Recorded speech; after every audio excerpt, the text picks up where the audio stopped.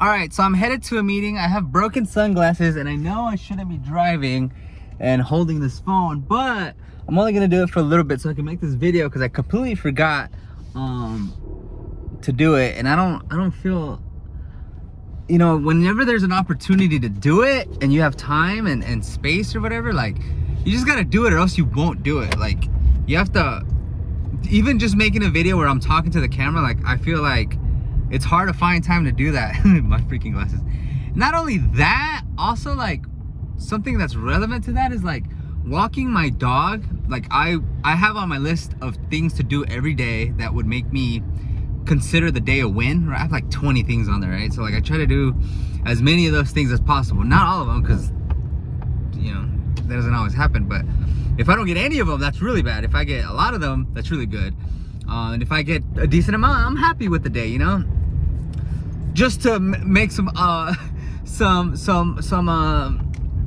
points on that, like on there I have like wake up early, you know, 5-6 a.m. get to the office by 7 or 8. You know, if I do that, walk Luna for 20 minutes, that'd be one of them. Cardio, if I do that, that'll be another one. Lift, if I do that, that'd be another one. So like you can see, like, why would I lift and run like every single day? Like that doesn't have to happen every single day, but if I could at least do one of those, that would be good. I have other things like work 8 hours would be, no, work 6 hours is one of them. Fast until after lunch, or fast 16 hours I think is one of them. What else is on there? Like check finances, like just to be on top of, like, you know, business stuff, and personal and stuff like that. There's like, you know, like I said, there's like, I don't know, 12, 15 items that I just try to do every day, and it, you know, if I do them, I feel good about how the day's going. And so that's just some items on there. But anyways, about the 20 minutes with Luna, I feel like I did the math in my head. I think there's like 140 opportunities a day to pick 20 minutes out of the day, right? So like every single day there's like 140 or 120, I don't remember what it was, opportunities for you to do something for 20 minutes. Like it could be anything. Like if there's anything you want to do and you need 20 minutes a day to do it, there's 140 opportunities a day. Look at this traffic, it's crazy. There's 140 opportunities to do it. So like, I'm like, damn, I'm not able to walk Luna for 20 minutes, right? 140 opportunities a day, and I can't walk her for 20 minutes. Like, I feel bad. Like, that's not, it's not a thing of, it's not a time thing, right? It's like a just not taking the time to do it. And it's like, yeah, you can be busy. Yeah, of course you need sleep. Yeah, of course you need work.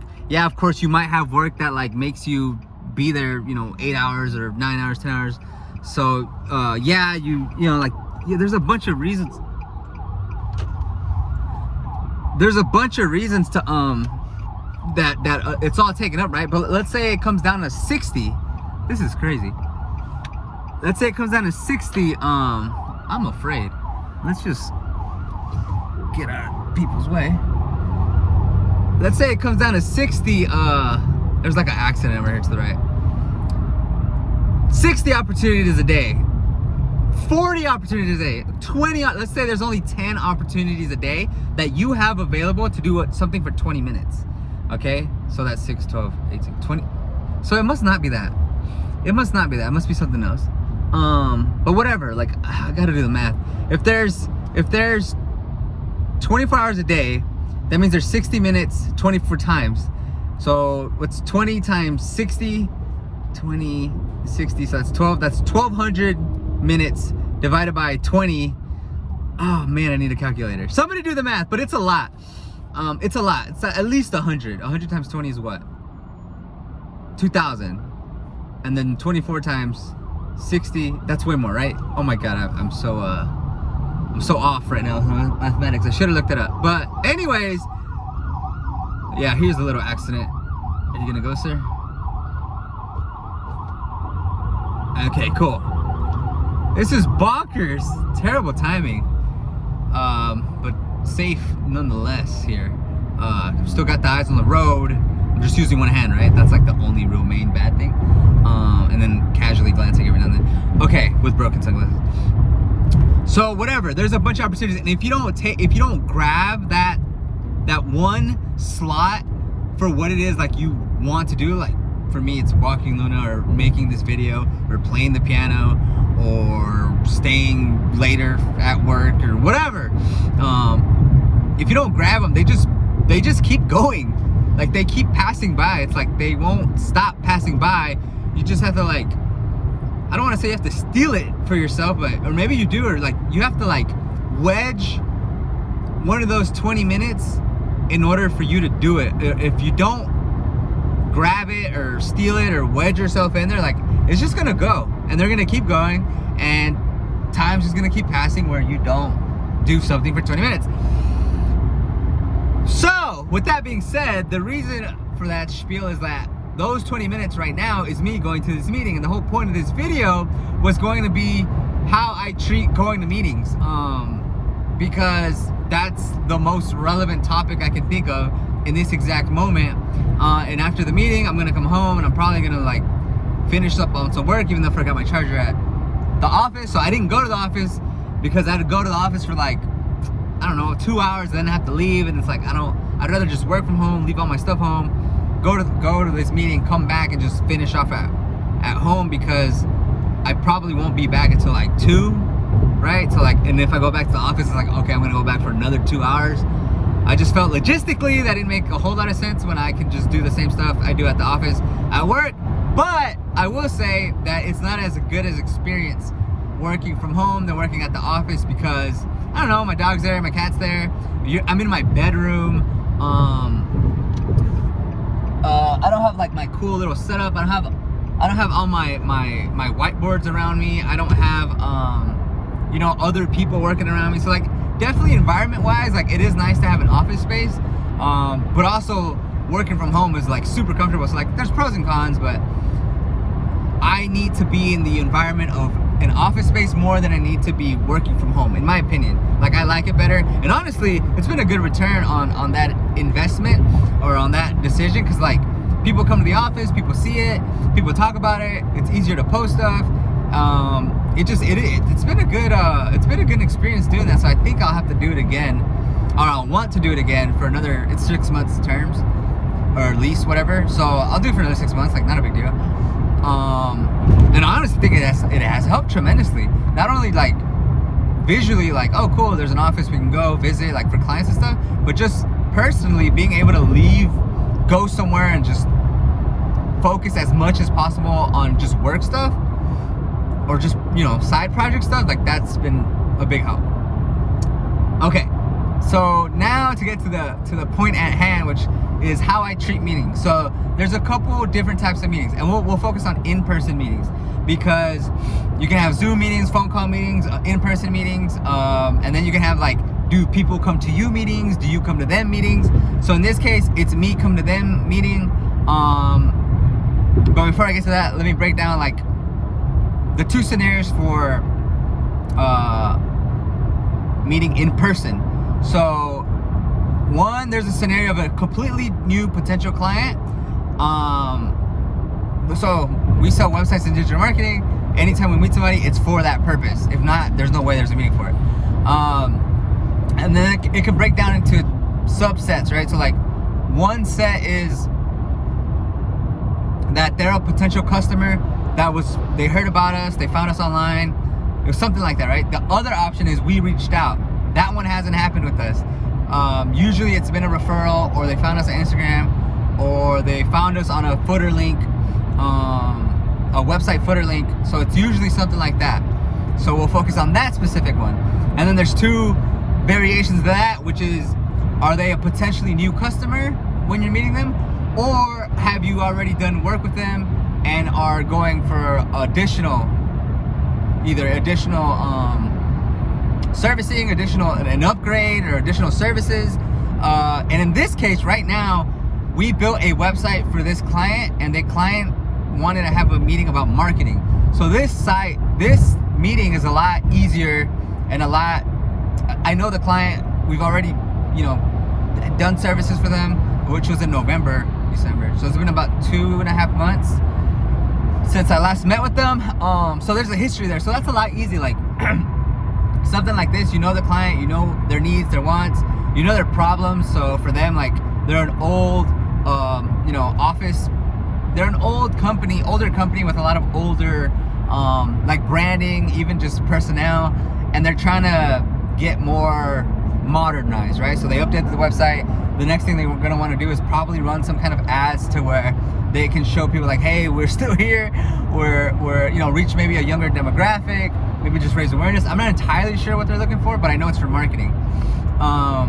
So like, to go to a meeting like this is like just referencing what they wanted in the past and what you can do to help. Like, there's only so many ways we specifically help, and if it's just about coming here and giving our 2 cents on some other plan they already have, that's fine, because I don't think that's the case, but that's also fine, because like, it's personally, I feel like being involved in other people's businesses, like not in a like all up in your business, but like where people value your opinion so much to call you in and you know, get your take on it. I think that's great. Like, sometimes, yeah, there's no money involved, but like, not directly, but indirectly, like, A, they already paid a good amount for the website they got initially. B, like, it's just furthering the relationship. C is like, well, if he's really good, you know, if Symphony Advertising is really good, they'll refer us to other people. D, like, it's just interesting, like, going in there and like hearing how they operate, what the problems are, what's good, what's bad. Because last time I met with them, I even like had suggestions on other parts that don't have to do with websites and marketing, because I worked at other places that I saw solutions for problems that they had, like front desk stuff. Front desk stuff, automating review stuff, just, you know, commercial stuff, like video stuff. So it's cool. Like, I enjoy doing it. Now, if it became like a weekly thing, or like they keep calling too much, or like, you know, if it becomes too much, like, this is the first time they reach out in 2 months, and they're on a monthly maintenance website program with us. So it's like, dude, this is why they pay for that. Like, when they're on, they play, you know, they're on that plan, they're good customers, we do a good job. It's like an open, you know, relationship, as in like, yeah, call me, dude. Like, if you need me there, I'll come. It doesn't happen often, so like, I have no problem doing it. So that's scenario 2, which is the easier scenario. Scenario 1 is like when I met them the first time, right? So I guess I'll use this as an example. When I met them the first time, it came as a referral. So somebody there said, hey, we want a new website. Know anybody? Somebody knew me. Actually, somebody knew somebody else, and that guy knew me. So then that happens a lot. So they called me in for a meeting, and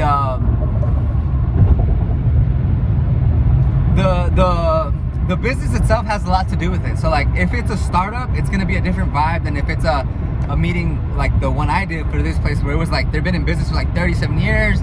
They have offices all over Houston. There's like 9 decision makers. You know, a startup's gonna be more like lenient.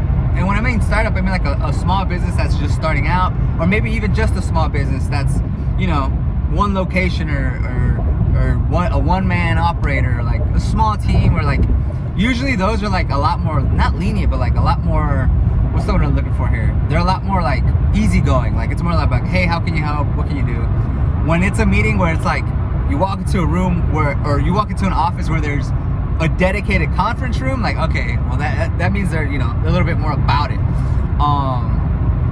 But regardless, for me personally, whenever I go into a meeting like that, like, I always go with the mindset like, do I want the business? Yes, of course. But I always look at it like, they need the help. They called us. We didn't go over there and like knock down their door and force them to have a meeting with us. They asked like, hey, can we have a meeting to see if you can help us? And I'm like, absolutely. I'll see if we're a good fit. It's always like, well, maybe we are, maybe we're not, because I don't want to put ourselves, Symphony Advertising, in a position where like we're working with people we don't want to work with, whether it's because they're rude or because what they want to do is like way too extreme. Like, there's some web development projects that are like, it's not even worth it, because it's just not what our core services are. So it's like better just to let that go. Or, you know, like, it could be a million things, but like in this case, I go in with that attitude like, hey, we can totally help. Well, we're here to see if we can help you out.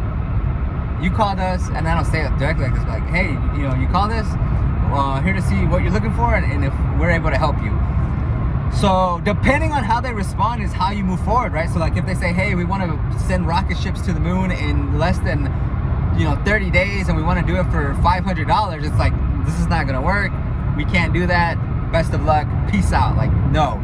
If it's like, hey, well, we're looking for a new website, we want to rebrand, we want a new logo, and we want to kind of help with the way the Google search engine looks at us, okay, yeah, we can do that. And we would like to do it by the end of the month. And this is actually a case for this client. 1 month is pretty fast. I think they did initially ask for like 2 weeks. And it was like, that's pretty fast. But I was like, hey, if you guys have all the information and you guys are able to respond to our our requests as far as like things we need and feedback on certain things, like we can do it. We can, it's possible. So let me know. And they were like, yeah, we can. And so I was like, all right, we'll do it.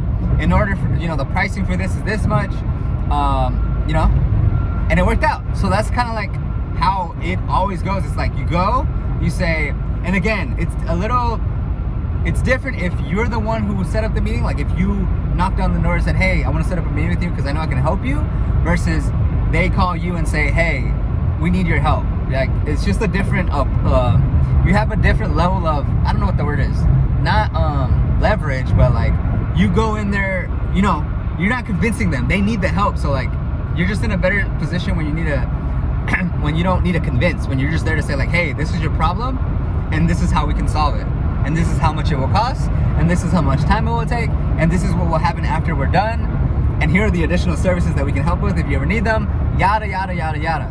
So from a position when they need your help, when they reach out, it's pretty like, go in there, find hear their problems. If you have a solution, offer the solution, offer the appropriate pricing, offer the appropriate timeline.